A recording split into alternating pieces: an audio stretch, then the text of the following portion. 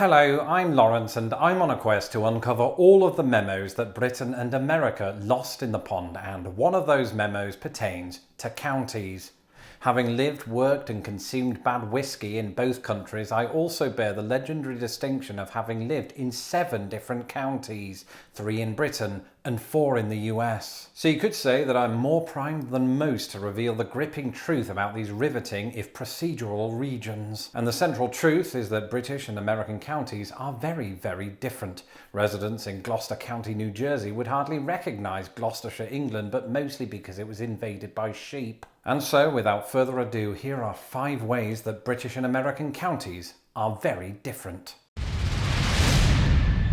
In Britain, defining a county is complicated. In general, the counties are subnational divisions used for demarcating between administrative, geographical and political regions. In my home country of England, there are 48 ceremonial counties, that is, counties to which Lord Lieutenant, as in personal representatives of the Queen, are appointed. And yes, I know the whole of British life sounds made up. But then you also have the 39 historic counties, counties that were established by the time of the 11th century Norman conquest. These largely overlap with the ceremonial counties, and it's all highly confusing, and just reading about it makes me want to take up drinking again. In short, the counties of England are used for a variety of purposes. In non-metropolitan counties, local services are provided by county councils and often district councils. So for example, it's the county council who comes and takes away your rubbish every, 4 years. In metropolitan areas such as Greater Manchester, services are provided by district councils. And what does that mean?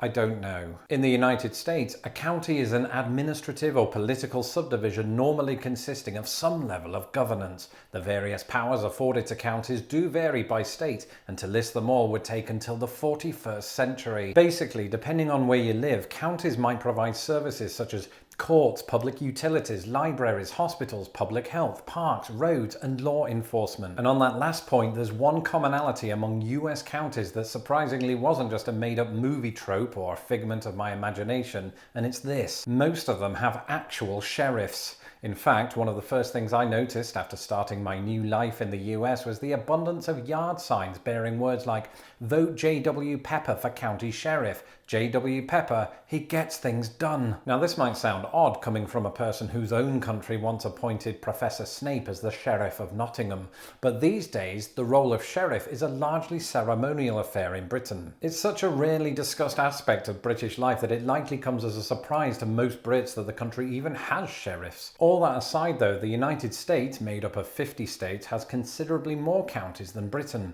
Actually, so do some states, which is where we get into shape and size. On a map, the first thing you notice about British counties is that they all look completely different and jarringly similar at the same time. And if you stare at them long enough, you start to see stuff. Like for instance, Norfolk looks like a not fully rendered fish, West Sussex resembles a chilled out Highland cow, and Northamptonshire looks like a bad interpretation of what a child thinks a sheep is.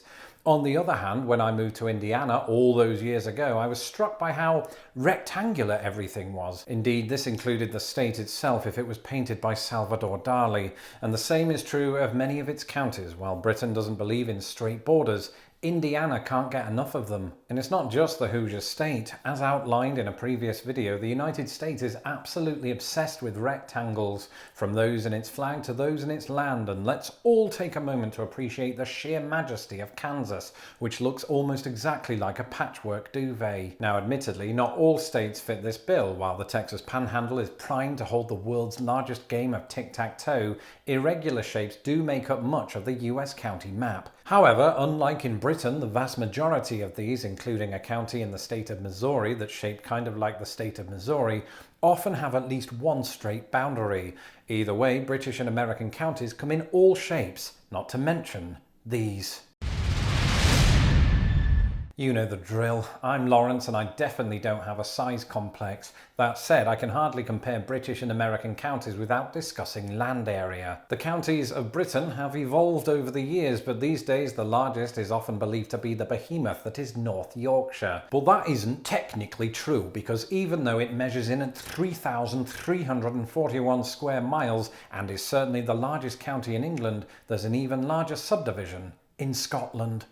The Highland Council area, home to almost 250,000 people, is about 10,000 square miles in area. Now, the main reason this only made it in on a technicality is that Scotland no longer has counties, but many of its council areas continue to operate via the names and functions of when it did. Unusually, despite boasting more than 3,000 counties of its own, the contiguous United States, whose states tend toward having tight clusters of smaller counties, can't compete with Britain size-wise. The only exception to this is San Bernardino County in California, which is twice the size of the Highland Council area and also 4 times bigger than Northern Ireland. However, once you leave the lower 48, the US starts to produce counties that put even bigger nations to shame. In fact, in Alaska there are 2 that not only outsize the UK's biggest counties, but the UK itself. The smallest of these is the North Slope Borough, which is a tiny fraction larger than the Great Lakes, which are a tiny fraction larger than the UK. And then there's the Yukon Kuyook Census Area. How do you say that? The Yukon Kuyook Census Area, which is considerably larger than the UK, and it even makes a mockery of this fact by cheekily featuring the letters UK in its name 3 times. It's worth noting, however, that the area is the least densely populated county equivalent in the US, housing just 5,000 people. And I say county equivalent because, like Scotland, Alaska doesn't refer to its administrative regions as counties, but as something else entirely, which brings us on to this. For the most part, it's true that both countries refer to first-order subdivisions as counties, but as with all matters of language, there are exceptions. Famously, most English counties are known colloquially as shires, a tradition maintained for hundreds of years by hobbits but also textbooks. A shire county is one that is not metropolitan and usually ends predictably in the suffix shire. And Americans, I know what you're thinking, wouldn't it be really quaint if the United States had shire counties? It did. In 1634, King Charles I of England ordered a restructuring of local governance in the Virginia colony, leading to the development of 8 shires. They were English, they were here to stay, and they were soon rebranded as counties, but most of these do still exist. Meanwhile, as I alluded to earlier, Scotland, which has its own historic shires, has ceased referring to its first-order subdivisions as counties, but rather council areas. Back across the pond, 48 of the 50 states use the term county, which means there are 2 exceptions. Firstly, Alaska is organised into boroughs and census areas. Now, I say organised, but a big chunk of the state is actually wrapped up in something called, and I'm not making this up, the unorganised borough. This region is made up of subsections not contained within the state's 19 organised boroughs and is not itself a borough, and yes, I'm just as lost as you. Meanwhile, influenced by its colonial French and Spanish past, Louisiana is made up of 64 unassuming county equivalents known as parishes. Though funnily enough, one of these is actually named Assumption. And speaking of county names, let's finish with this. As we've already established, the majority of British counties carry the shire suffix. Many of those counties were established at different times during the last 1,000 years or so and are usually named for their county town. However, let's not forget that there are multiple big players that have never carried the shire suffix because they were named long before the whole craze took off. These include the likes of Essex and Sussex, both formerly Anglo-Saxon kingdoms from the 6th century. And then you also have the likes of Devon, Dorset and Somerset that previously carried the shire suffix but no longer do. Meanwhile, over in the United States, it can sometimes feel like I'm living in an alternate universe. While no shires remain, 4 counties, Berkshire, Massachusetts, Cheshire, New Hampshire, Hampshire, West Virginia and Hampshire, Massachusetts were all named after shire counties in England. However, unlike their namesakes, each is succeeded by the word county. Nonetheless, this list should tell you 2 things. Number 1, the East Coast has a lot of British-inspired county names, and number 2, in America there appears to be no rule stating that the same county name can't be used again in another state. Both observations can be adequately summed up by the existence of Essex County.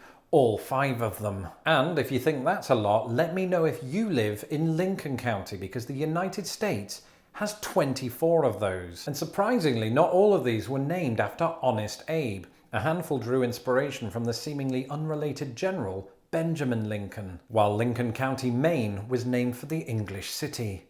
What's more, Lincoln County is only the 5th most common county name in the United States.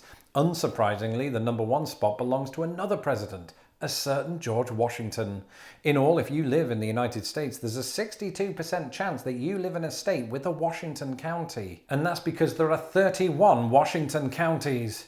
In general, the US specializes in counties that were named after prominent people, particularly presidents and founding fathers, but also cities, states, native tribes, and even crops and resources. And on a personal note, I'll leave you now with the crucial knowledge that the US boasts 11 Lawrence counties, 9 Brown counties, and 4 states that have both. I've lived in 2 of those states. I'm Lawrence Brown. Don't forget to follow me on Twitter at LostInThePondUS, and be sure to subscribe to my channel so that my videos don't get lost in the pond. A Yukon Kayakuk census area size shout out to my patrons who make these videos possible. If you would like to become a patron of Lost in the Pond, you can do so at patreon.com/LostInThePond.